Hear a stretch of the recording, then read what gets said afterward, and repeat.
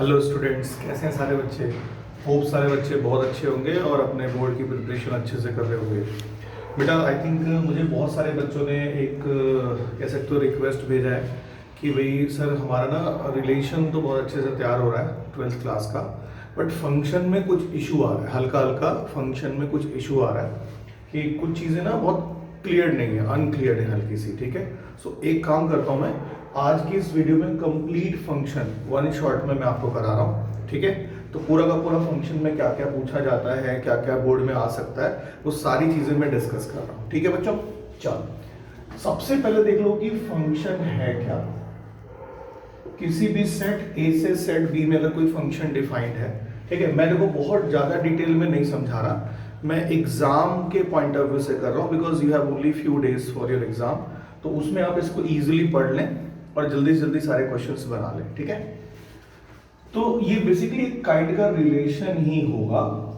मतलब function is a special type of relation in which each element of set A has its image, और वो भी कैसी, unique image in set B. ठीक है, मतलब अगर सपोज करो कोई सेट ए है 1 2 3 4 5 6 और ये सेट बी है, मान लो यहाँ पे कुछ भी लिख दे A B C D E, तो हर एक एलिमेंट जो सेट ए में है उसका एक यूनिक इमेज सेट बी में होना चाहिए। तो इस तरीके से हम लिख सकते हैं। अगर गलती से भी एक भी एलिमेंट इसमें छूट गया, उसका इमेज नहीं है इसके अंदर, है ना, तो इसका मतलब वो रिलेशन तो होगा बट फंक्शन नहीं होगा, तो इसका भी इमेज हमको बनाना पड़ेगा।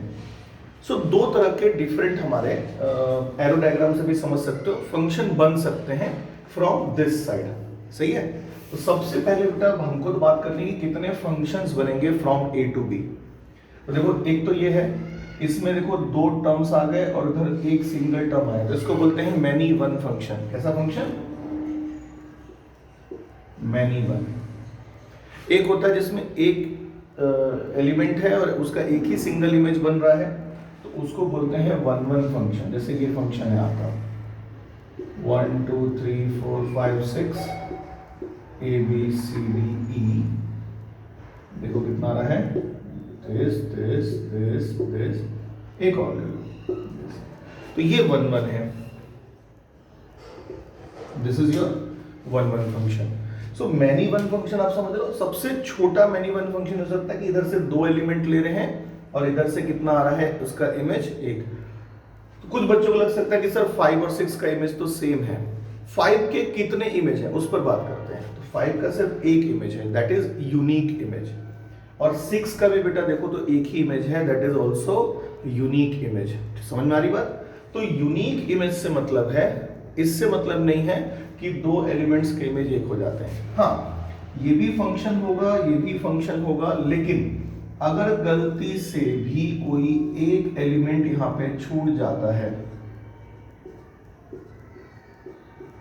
जैसे ये डिफाइंड है, ये डिफाइंड है, ये डिफाइंड है, ये डिफाइंड है, और ये दोनों आपके एलिमेंट डिफाइंड नहीं हुए, है ना, किसमें, आपका सेट बी में, तो बेटा ये हमारा फंक्शन नहीं होगा। रिलेशन, हाँ रिलेशन होगा बट फंक्शन नहीं होगा। सो फंक्शन में क्या है कि it is a special type of relation in which each element of set A has its unique image in set B, ये ध्यान रखना है। दूसरा कब नहीं हो सकता है फंक्शन, वो भी देख लो।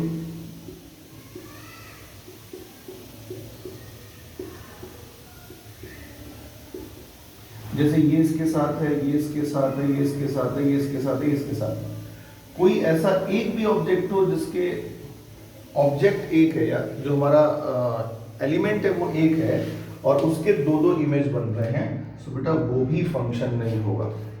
मतलब अगर मैपिंग से समझो तो केवल दो तरह के हमारे फंक्शन बन सकते हैं जो हम लेफ्ट साइड यानी डोमेन साइड से देखते हैं। ठीक है, कहां से देखते हैं बेटा, डोमेन साइड से। ये जो कैपिटल ए है ये इस फंक्शन का डोमेन होता है। ठीक है, रिलेशन में कैपिटल ए डोमेन नहीं होता है, कैपिटल ए में जो एलिमेंट डिफाइंड होते हैं वो डोमेन होता है, लेकिन क्योंकि फंक्शन में सारे एलिमेंट डिफाइंड होते हैं एक जो यहाँ पे इमेज बना रहे होते हैं, तो पूरा का पूरा कैपिटल ए को हम क्या बोल सकते हैं, डोमेन। रिलेशन में ये वाला आपका कोडोमेन है, तो ये वाला भी एज इट इज कोडोमेन है, उसमें कोई चेंज नहीं होगा। ठीक है, यहां तक बात समझ में आ गई कि फंक्शन क्या है। अ फंक्शन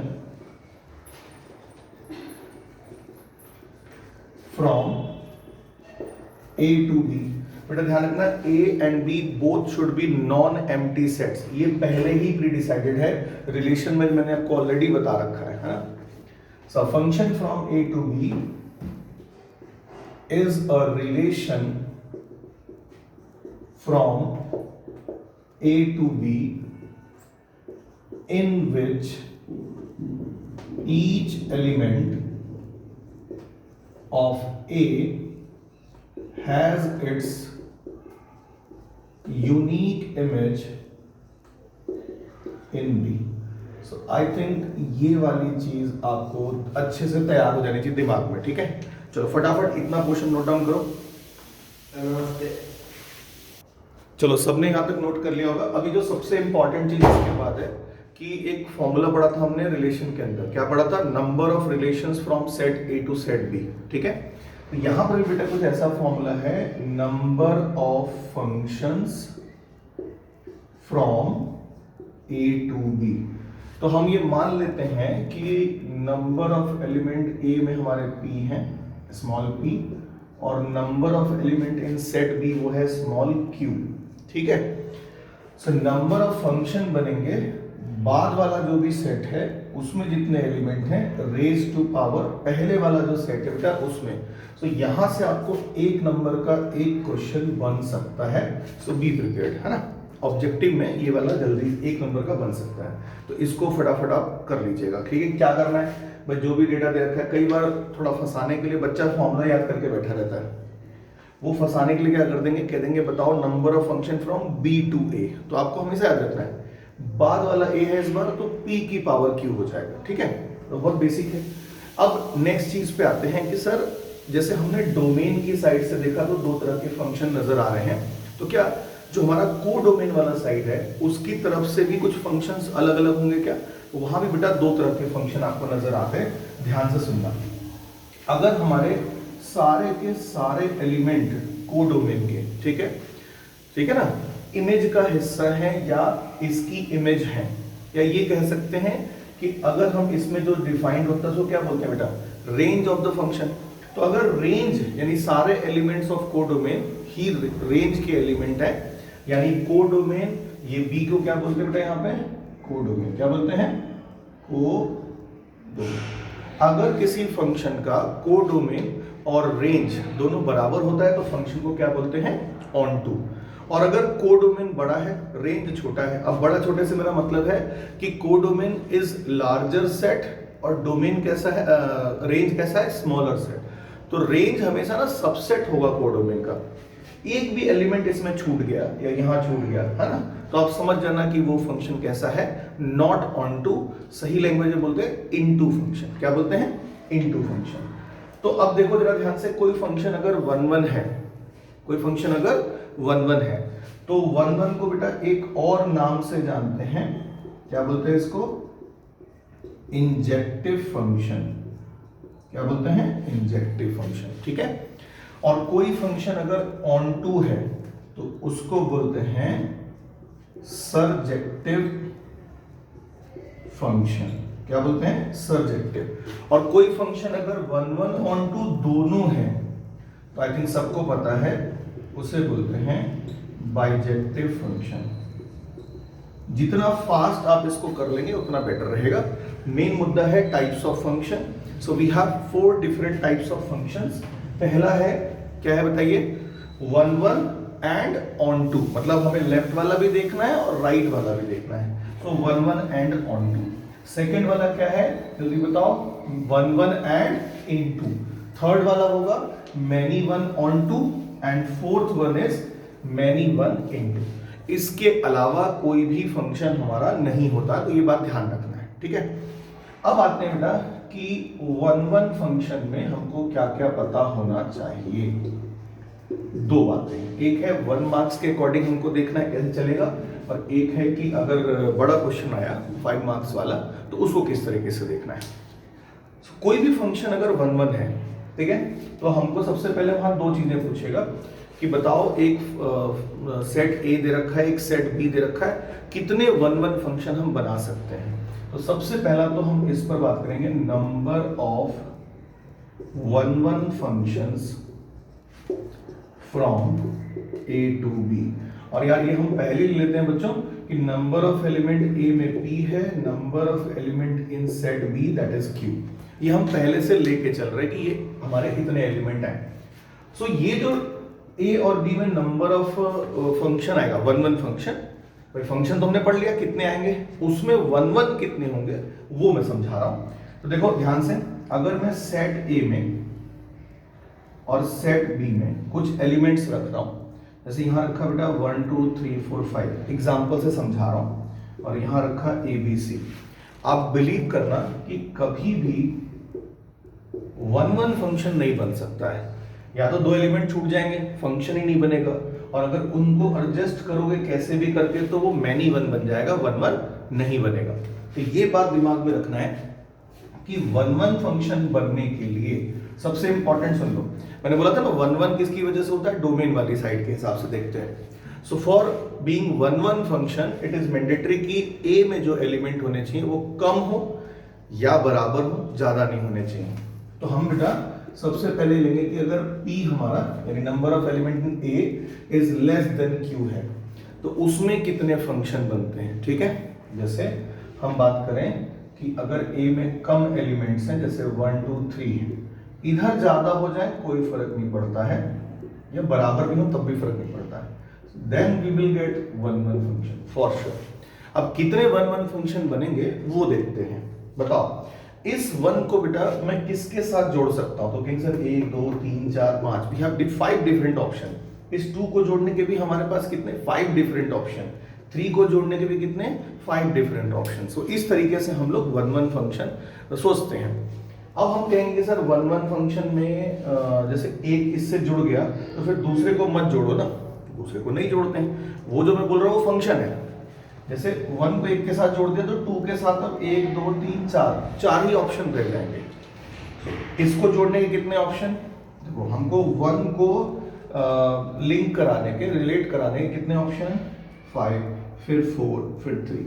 so, ये चीज अगर देखोगे तो ये चीज है क्या, ये चीज है बेसिकली 5p3। क्या बेटा 5p3। 5p3 को सॉल्व करोगे तो फैक्टोरियल 5 और this minus this factorial 2, solve करोगे तो 5 इंटू 4 इंटू 3 अपॉन 2 इंटू 1। तो सिंपल सेंस वही आ रहा है, ठीक है। सॉरी 5 हाँ ये तो कट गया ना, तो 5 इंटू 4 इंटू 3 आ गया केवल, समझ में आ गया। तो नोटिस करो कि जितने एलिमेंट B में है वो यहाँ लिए गए हैं और जितने एलिमेंट A में है वो यहाँ लिए गए हैं। तो उसके हिसाब से बेटा हम लोग फॉर्मूला बनाते हैं Q परम्यूटेशन P। ये होता है नंबर ऑफ 1 1 फंक्शन, ठीक है, फ्रॉम दिस टू दिस। और अगर गलती से P हमारा ग्रेटर हो गया Q से, ओके बच्चों, तो आई थिंक बीच में थोड़ा सा डिस्टर्ब हो गया था। देखो सबसे पहले इंपॉर्टेंट बात पे ध्यान देंगे कि अगर हमारा नंबर ऑफ एलिमेंट क्या है, ज्यादा है सेट A में सेट B से, तो उसमें हमारा कोई भी 1 1 फंक्शन नहीं बनेगा। नंबर ऑफ 1 1 फंक्शन क्या हो जाएगा 0। देखो A में अगर कम एलिमेंट है तो 1 1 फंक्शन बनेगा, बराबर एलिमेंट है तो भी बनेगा। यहाँ पे देख लेना ये बराबर वाले पे भी एग्जिस्ट करेगा, ठीक है। लेकिन जैसे ही हमारा नंबर ऑफ एलिमेंट ज्यादा हो गया सेट A में तो हमारा 1 1 फंक्शन ही नहीं बनेगा, नंबर आ जाएगा 0, ठीक है। अब आते हैं दूसरे मुद्दे पे कि सर अगर हमारे एलिमेंट बराबर हो गए, मतलब if P is equal to Q, है ना, मतलब अगर P और Q बराबर हो गए, मतलब A सेट में और B सेट में एलिमेंट्स बराबर हैं, तो उस केस में नंबर ऑफ 1 1 फंक्शन कितने बनेंगे।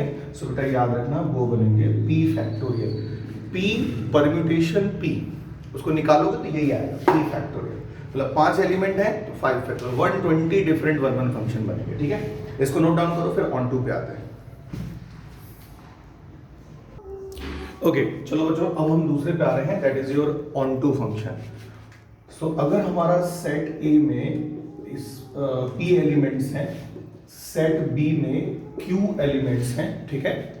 तो अब आप देखो कि नंबर ऑफ ऑनटू फंक्शंस, ठीक है, number of onto function from A to B क्या होंगे। इसमें भी बेटा एक बड़ा सिंपल सा ट्रिक है कि अगर सेट बी में, बाद वाले सेट में, अगर हमारे एलिमेंट्स कम हैं या बराबर हैं तो ऑन टू फंक्शन बनेंगे, और सेट बी में अगर ज्यादा एलिमेंट हो गए तो ऑन टू नहीं बनेगा। क्लियर हो गई ये बात, है ना, ऑन टू नहीं बनेगा। सो अगर बेटा हमारा P जो है वो Q से कम है, तो Q में देखो ज्यादा हो गए, मतलब B में ज्यादा एलिमेंट हो गए, यहाँ पे number of onto function कितने होंगे, 0। लेकिन अगर हमारा Q जो है वो कम हो, P ज्यादा हो, मतलब सेट A में ज्यादा एलिमेंट्स हो, सेट B में कम एलिमेंट्स हो, तो number of onto function बनता है। आप प्लीज इसे एज अ फॉर्मूला याद कर लीजिएगा, क्योंकि इसका प्रूफ अभी नहीं करा रहे, ठीक है। तो देखो ये चीज आता है R is from 0 to Q, 0 to Q, sorry 0 to Q -1 की पावर, अरे यार ये गड़बड़ हो रहा है भाई, एक सेकंड तक, ये R हमारा 1 से नहीं है, दैट इज फ्रॉम, सॉरी 0 से नहीं है, 1 से Q है ना, -1 की पावर Q माइनस R, सही है। यहां पे बेटा आना है QCR, R की पावर Q। प्लीज इस वाले पार्ट को आप एक तरह से रट लीजिए ऑन टू फंक्शन के लिए, और एक एग्जांपल हम लोग जरूर कर लेंगे इस पे, ताकि अगर क्वेश्चन आए तो सीधा आंसर दे पाए। जैसे बेटा for example number of element in set A, suppose करो हमको 4 गिवन है, और number of element in set B हमको 3 गिवन है। देखो ये P है और ये Q है, तो Q कम है, P ज्यादा है। अब बोले कि number of onto function कितने होंगे, नंबर ऑफ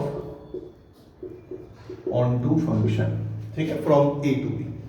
देखो हमें रखना है यही वाली चीज, समेशन का मतलब होता है सम करना। तो पहले मैं रखूंगा -1 की पावर Q माइनस, सबसे पहले 1 रखूंगा, तो -1 की पावर 2 आएगा, है ना। फिर उसके बाद Q दैट इज 3C1, क्योंकि R की वैल्यू सबसे पहले 1 है, और यहाँ 1 की पावर आ जाएगा 4, ये पहली वैल्यू आ गई। फिर रखेंगे बेटा -1 की पावर 3 माइनस सेकेंड नंबर होगा 2, 3 माइनस 2 कितना होगा 1, मतलब उसी चीज को सीक्वेंस कर देना, 3C2, और फिर उसके बाद हमने R की वैल्यू रखी थी 2, सो 2 की पावर 4, और लास्ट बचेगा -1 की पावर 0, मतलब Q -3, मतलब 3 - 3, और उसके बाद यहाँ पर आएगा 3C3, 3 की पावर बोलिए कितना 4।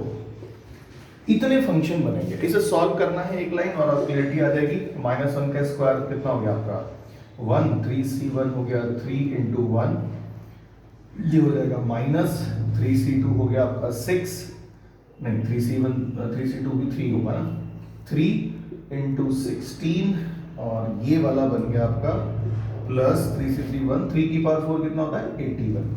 सो 81 + 3 दैट इज योर 84 -48, सब्ट्रैक्ट कर लो, देखो कितना आ रहा है, 6 आ गए यहाँ पे बचा 7, यहाँ पे 4, तो 36 बेटा, 36 डिफरेंट ऑन टू फंक्शंस बनेंगे।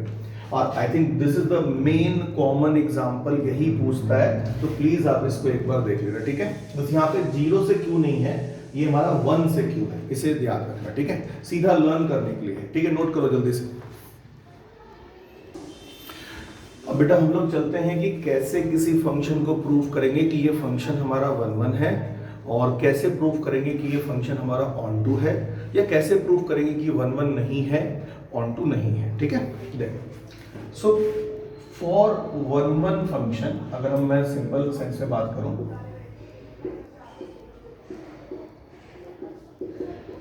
सो फॉर 1 1 फंक्शन, ठीक है, कभी भी बेटा 1 1 फंक्शन हम देख रहे हैं तो हमको 2 बातों का ध्यान रखना है कि अगर मैंने ये लेट किया कि late fx1 is equal to fx2, और यहां से बेटा मैंने ये प्रूफ कर दिया कि x1 और x2 भी इक्वल हैं, तो फंक्शन हमारा क्या कहलाएगा 1 1। अब सर इसका क्या मतलब क्या है, जरा देखो ध्यान से, बेटा मैं मान के चल रहा हूँ कि ये वाला जो जगह है इसको आप सेट ए बोलो, इस वाली जगह को बोलो सेट बी, है ना। तो ये x1 है, ये x2 है, दो अलग अलग माने हमने अभी फिलहाल के लिए, और उसकी जो इमेज बन रही है उसको fx1 और इसकी जो इमेज बन रही है उसको fx2 कहा। तो फिलहाल के लिए हमने ले लिया कि x1 x2 अलग अलग है, ऐसा मान के चल रहे हैं, और fx1 fx2 बराबर है। लेकिन फर्दर प्रोसीड करने के बाद पता चलता है कि ये x1 x2 भी बराबर है, तो फंक्शन कैसा हो जाएगा 1 1। ये क्लियर हुआ। अब बात करते हैं ये पहला पार्ट, मतलब इससे हम प्रूविंग करते हैं 1 1 की। ये मान के चलो 95% ऑफ द क्वेश्चंस इसी एक सिंगल तरीके से 1 1 प्रूव किए जाते हैं, बहुत आसान है। अब बात करें कि फंक्शन में हमें पहले से ही पता है कि x1 x2 कभी भी बराबर नहीं हो सकते। ये बेटा x1 मानिए, ये उसका इमेज fx1 मानिए, ये x2 मानिए, ये उसका इमेज fx2 मानिए। अगर मैं कहूं कि वहां पर मैंने fx1 fx2 बराबर ले लिया, अच्छा ये हमें पहले से पता है कि इक्वल हो ही नहीं सकते, तो ये 1 1 फंक्शन नहीं होगा, क्या बन जाएगा मैनी 1 फंक्शन, सही है। तो अगर x1 x2 मुझे पता है कि इक्वल नहीं है, तो हमको ये इंश्योर करना पड़ेगा कि fx1 fx2 भी इक्वल नहीं होंगे, है ना। तो यहाँ उल्टा जो चलता है वैसे चलता है कि if x1 is not equal to x2 then implies that fx1 should also not equal to fx2, तो हम फंक्शन को 1 1 कहेंगे। तो 1 1 के लिए बेटा these two different methods we have, दो तरह के फंक्शन हैं, एक है सिंपल फंक्शन। सिंपल फंक्शन मतलब जिसमें कोई भी कंडीशन ना गिवन हो, and second is conditional function. Conditional function मतलब जैसे इस टाइप के जो फंक्शन होते हैं बेटा, इफ x इज ऑड तो कोई अलग फंक्शन दिया है, इफ x इज इवन, है ना, तो कोई और अलग फंक्शन दिया हुआ है, तो कंडीशनल फंक्शन।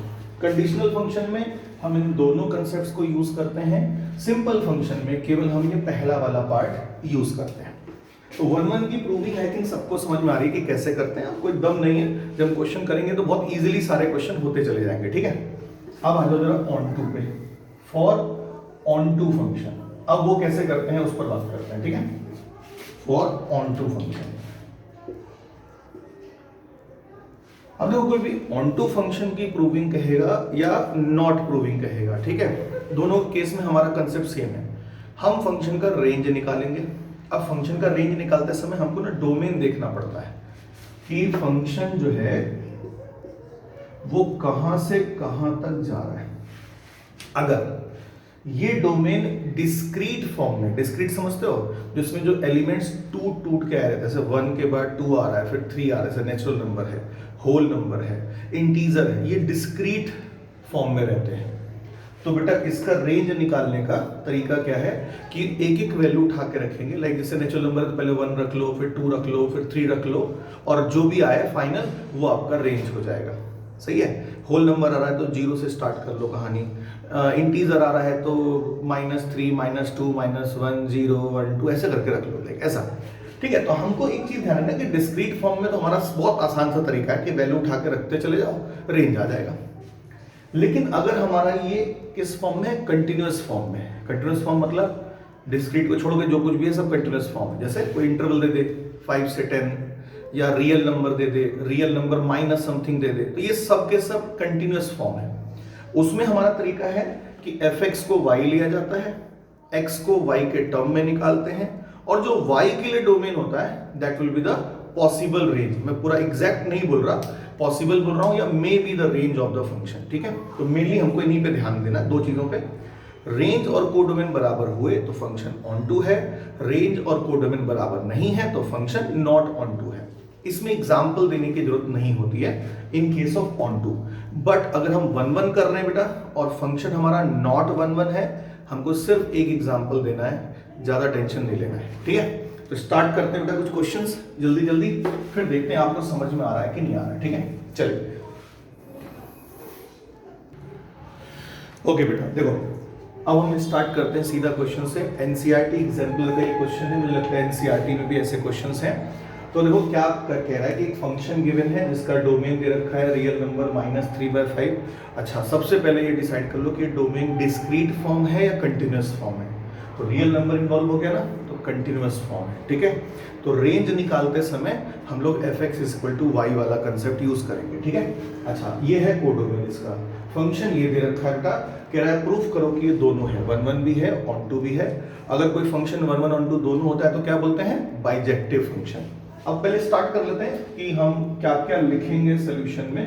सो बेटा ध्यान रखना कि ये दो बातें आपको क्वेश्चन से सोल्यूशन में लिखनी ही लिखनी है कि फंक्शन कहां से कहां तक डिफाइंड है। क्लियर होगी बात। और क्या दिया हुआ है फंक्शन, तो दैट इज योर 3x + 2 और 5x - 3, ये फंक्शन गिवन है, ठीक है। आज मेरी वॉइस थोड़ी लो लग रही हुई बिकॉज तबीयत मेरी बिल्कुल अच्छी नहीं है, ठीक है ना। तो मैं सोच रहा था कि थोड़ा और रात को बनाऊं, बट बाकी लोग बहुत डिस्टर्ब होंगे, इसलिए मैंने पहले स्टार्ट कर दिया इसको। चलो बच्चों फटाफट देखो जरा ध्यान से। अब मैं यहाँ पे स्टार्ट कर रहा हूं फॉर 1 1, ठीक है।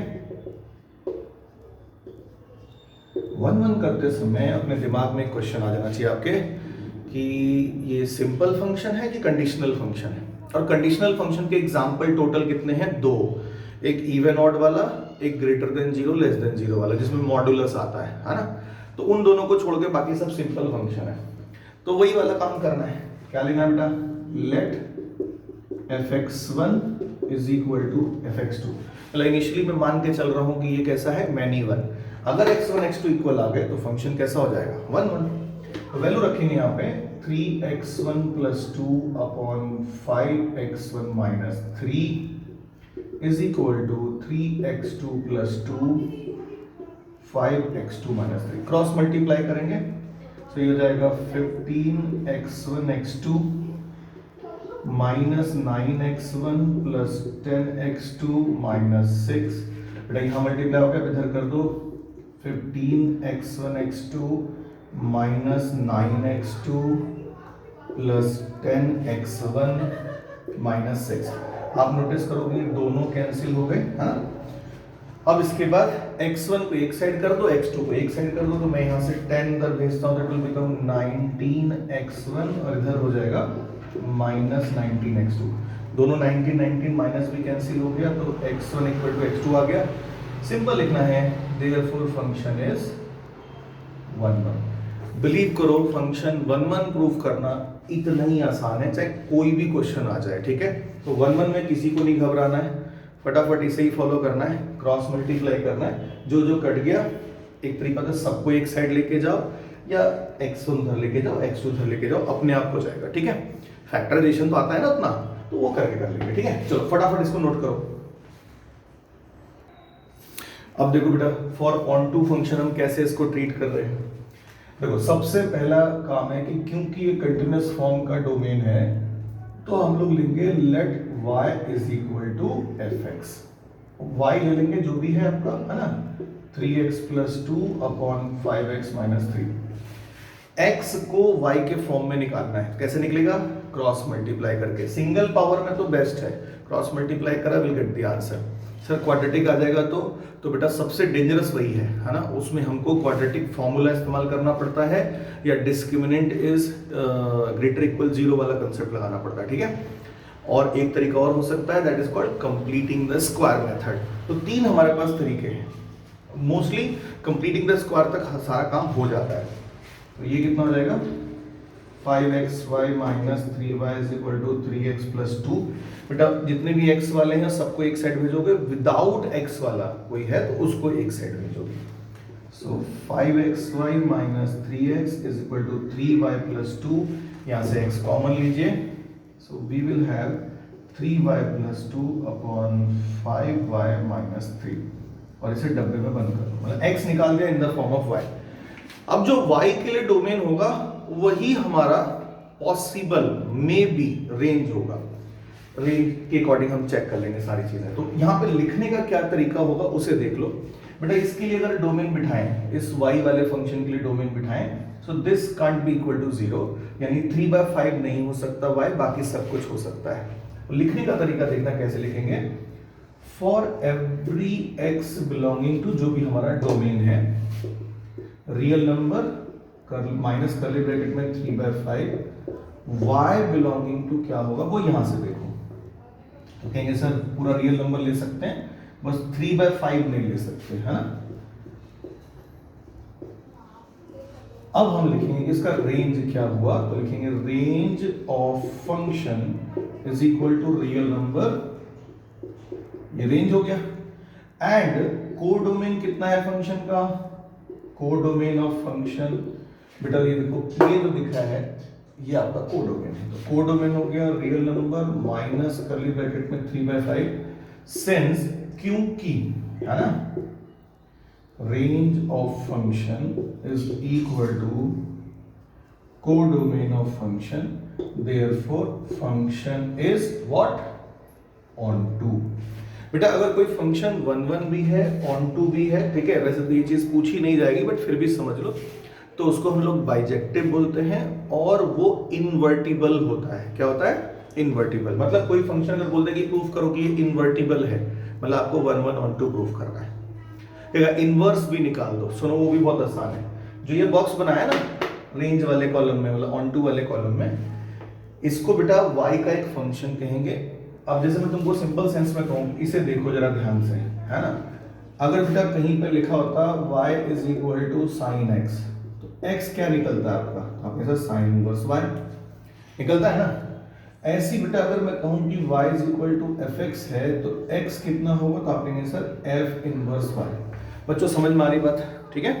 तो ये जो x की वैल्यू निकाली है ना, यही इनवर्स होता है। अगर फंक्शन ऑनटू भी हो गया है तो 1 पहले से था, ऑनटू भी हो गया तो यही इनवर्स होगा।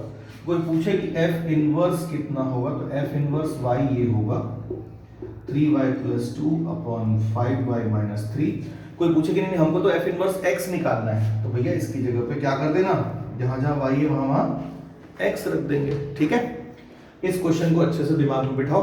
अब हम कुछ क्वेश्चंस की और प्रैक्टिस करते हैं, ठीक है, जल्दी करो।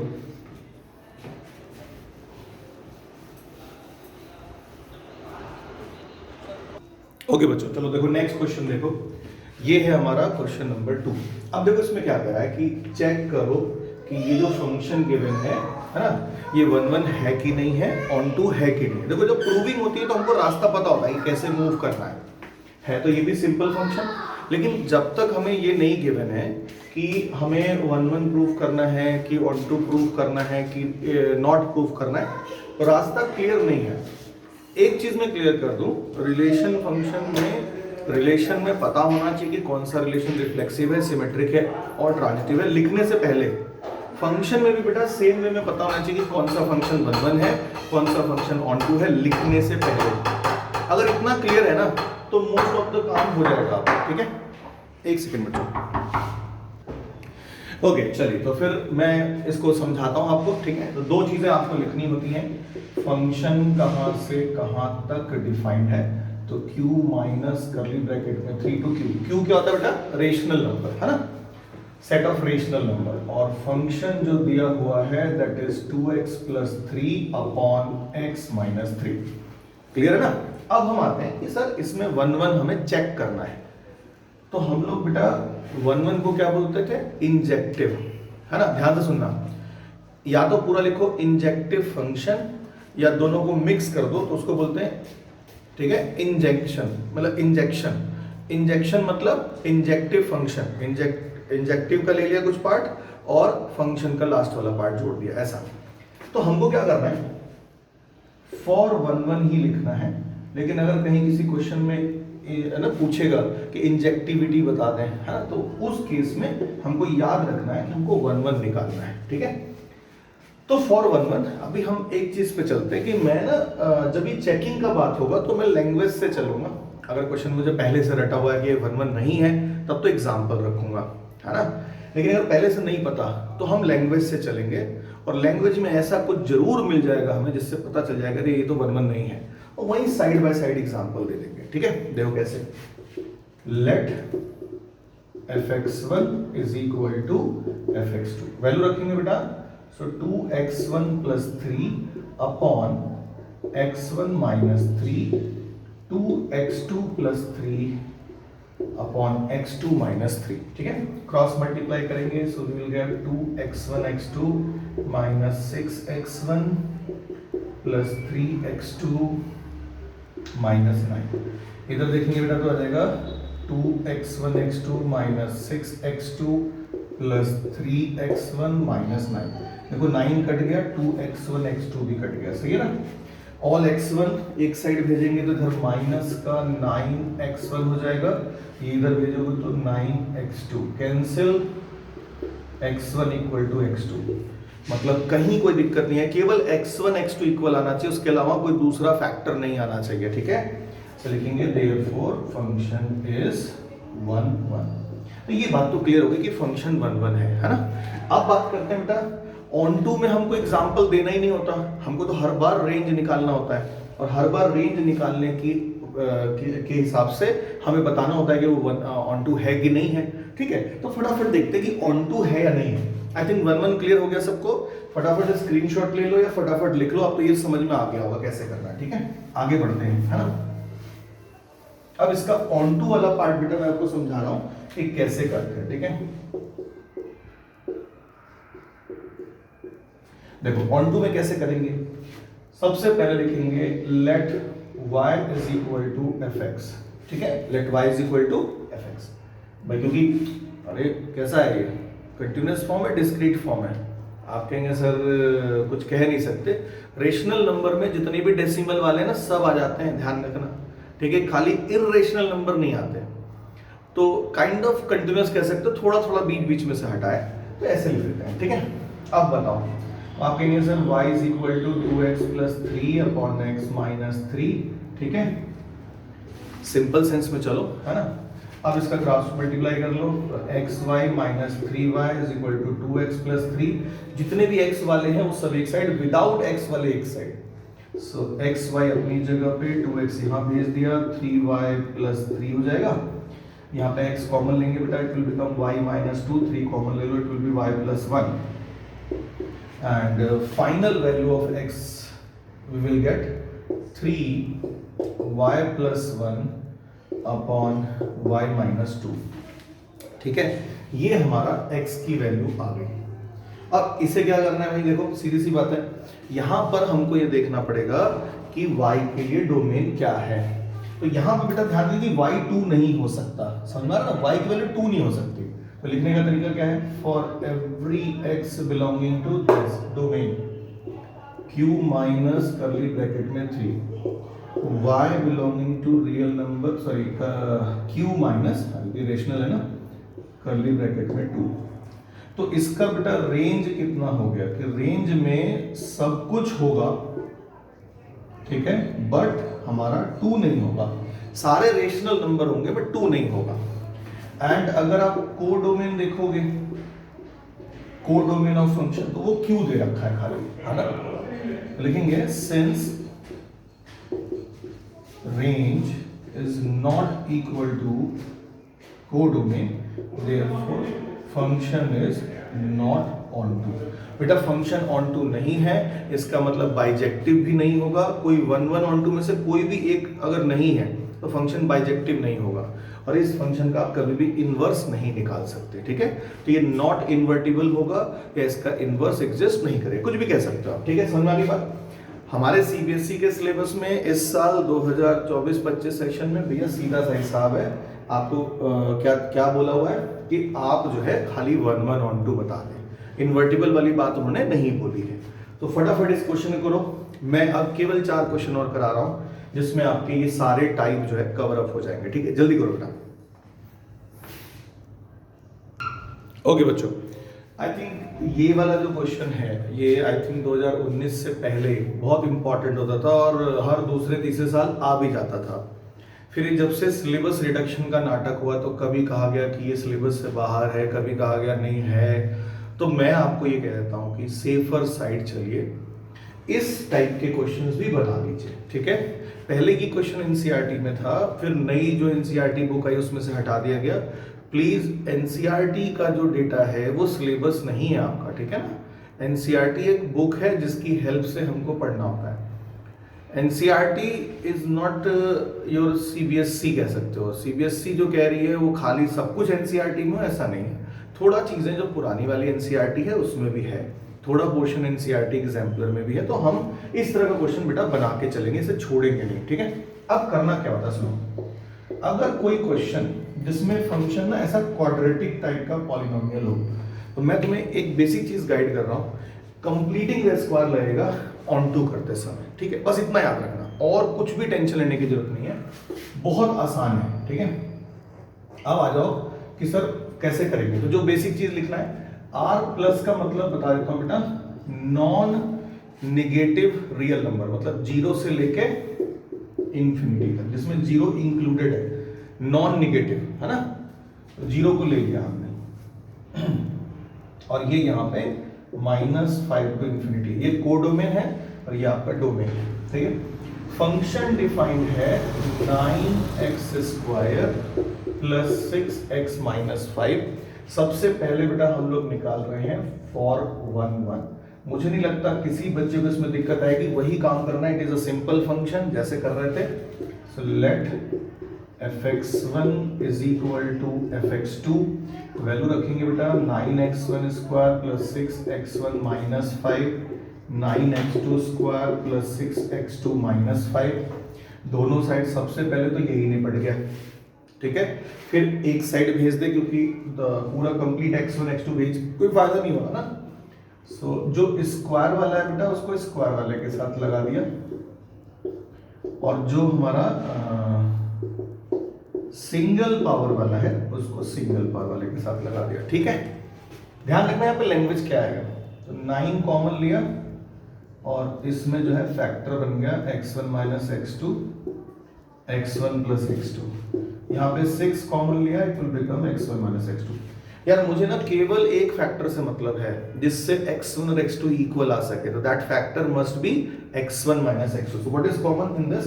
कॉमन तो सर 6 और 9 में भी है, पर हम तो केवल x1 - x2 से मतलब रखेंगे, तो हमने उसको कॉमन लिया, जो बचा वो पूरा छाप दिया, ठीक है?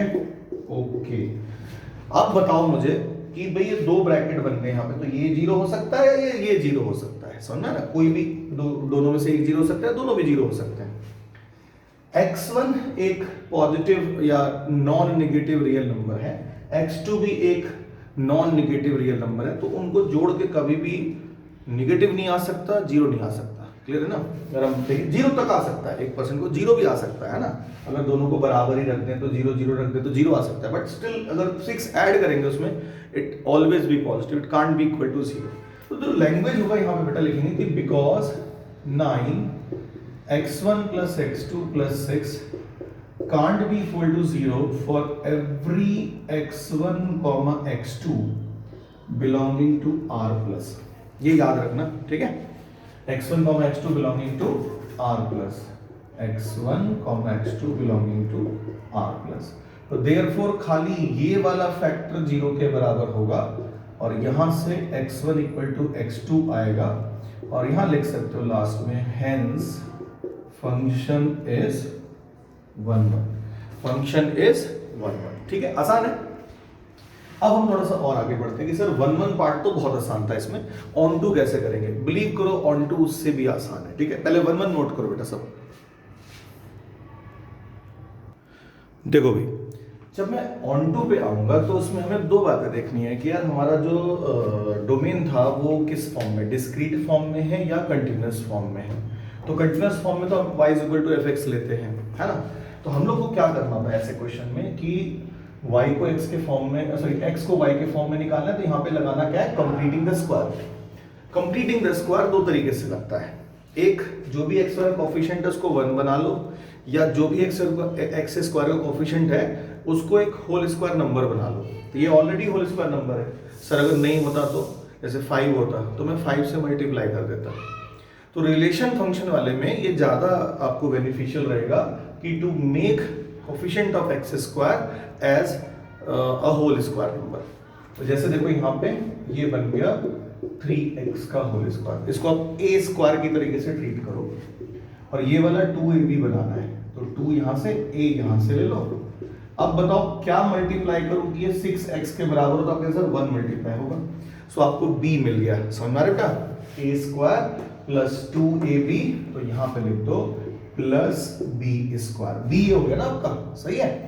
अब जितना आपने एक्स्ट्रा ऐड किया है उतना सब्ट्रैक्ट कर देंगे, पहले तो ये 5 अपनी जगह पे, और फिर उतना ही सब्ट्रैक्ट कर देंगे, लाइक 1 का स्क्वायर सब्ट्रैक्ट कर दिया, स्टार्टिंग के जो 3 टर्म्स है बेटा वो होल स्क्वायर बनाएंगे। So this will become 3x plus 1 का होल स्क्वायर, ये -5 माइनस दिस -6 हो जाएगा। मेरे को x निकालना है यहां से, ये 6 पहले इधर भेजूंगा, y प्लस 6 यहां पे आ गया 3x प्लस 1 का स्क्वायर, फिर बेटा यहां से 3x प्लस 1 निकालूंगा तो स्क्वायर रूट आएगा y प्लस 6। ठीक है, अब कुछ लोग कहेंगे कि सर यहाँ जब आप स्क्वायर रूट लगाते हो तो प्लस माइनस होना चाहिए। देखो मेरा उसके लिए आंसर क्या है, आप हमेशा ध्यान रखा करो कि डोमेन क्या है, यानी x की वैल्यूज क्या है। तो x है non negative real numbers, positive है सारे। तो पॉजिटिव कोई भी नंबर देखोगे x का, उसको 3 से मल्टीप्लाई करके 1 से जोड़ोगे तो ऑलवेज भी पॉजिटिव, कभी निगेटिव नहीं आ सकता। ठीक है, अब ये 1 इधर शिफ्ट कर दोगे तो 3x इक्वल टू हो जाएगा। सर अगर डोमेन में आ रहा होता तो भाई साहब हम यहाँ प्लस माइनस लगाते। क्लियर है ये बात? ठीक है, और 3 से डिवाइड कर देंगे, so we will have y plus 6 minus 1/3 और इसे बेटा w में बंद कर देंगे। लो जी, हम क्या बना था, सही है। अब कैसे पता चलेगा कि ये हमारा 1 1 है या नहीं है? ठीक है, हमें रेंज कैसे निकालना है। ठीक है, तो एक चीज मैं तुमको थोड़ा समझाऊंगा कि ये हमने निकाल लिया x को y के टर्म में, बट रेंज निकालने के लिए ना तुम स्क्वायर रूट वाले टर्म्स पे फेथ ना करके उससे ऊपर वाले पे किया करो, वो ज्यादा फायदेमंद रहेगा। मतलब ये वाला जो दिख रहा है ना, ये वाली लाइन, मतलब इस रेंज निकालने के लिए ये ज्यादा अच्छा है एज कंपेयर टू दिस। इससे भी निकाल लेंगे लेकिन वो ज्यादा आपके लिए बेनिफिशियल रहेगा। कैसे, अब देखो जरा ध्यान से कैसे करना है।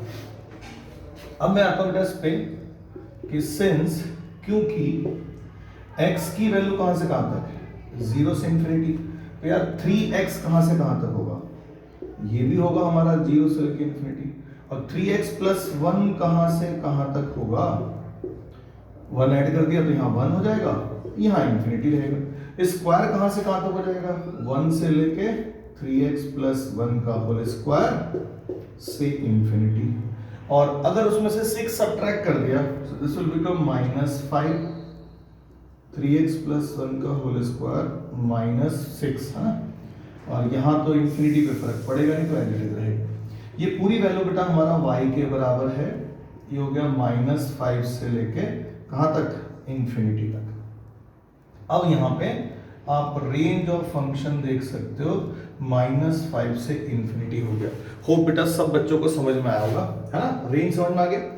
रेंज -5 से इंफिनिटी है, कोडोमेन ऑलरेडी आपका -5 से इंफिनिटी था, फंक्शन इज ऑन टू। सो मेरे हिसाब से जो बोर्ड लेवल तक का रिलेशन फंक्शन हो सकता था, अभी मैंने आपको एक वो क्वेश्चन नहीं कराया है, कौन सा, कंडीशनल फंक्शन वाला। रिमेनिंग मैंने सारा का सारा पोर्शन आपको करा दिया। ठीक है, जो सिंपल फंक्शन में आ सकता था। तो यहां तक सारी चीजें एक बार रिवाइज करो। ठीक है, और नेक्स्ट वीडियो में मैं कंडीशनल फंक्शन वाले जो आपके क्वेश्चंस हैं वो भी आपको लेके आ रहा हूं। ठीक है, तो उसे भी देख लेना। एक बार में बहुत लंबी वीडियो रहेगी तो हो सकता है आप देखने में आलस कर जाए। सो बेटर रहेगा कि पहले यहां तक कर लो। जो डाउट्स हैं आप मेरे से डायरेक्ट पूछ सकते हो, कोई दिक्कत नहीं है। कमेंट बॉक्स में आके कमेंट कर देना, या जो बच्चे मेरे से ही पढ़ते हैं तो वो तो मेरे से पूछ ही लेंगे। ठीक है ना, तो कोई इशू नहीं है। तो फटाफट आप इसको तैयार करो। यहाँ पर 2 लाइन और लिखनी है भाई, कोडोमेन -5 टू इंफिनिटी है, range of function is equal to codomain, hence function is onto. ठीक है, चलिए ओके बच्चों, थैंक यू सो मच।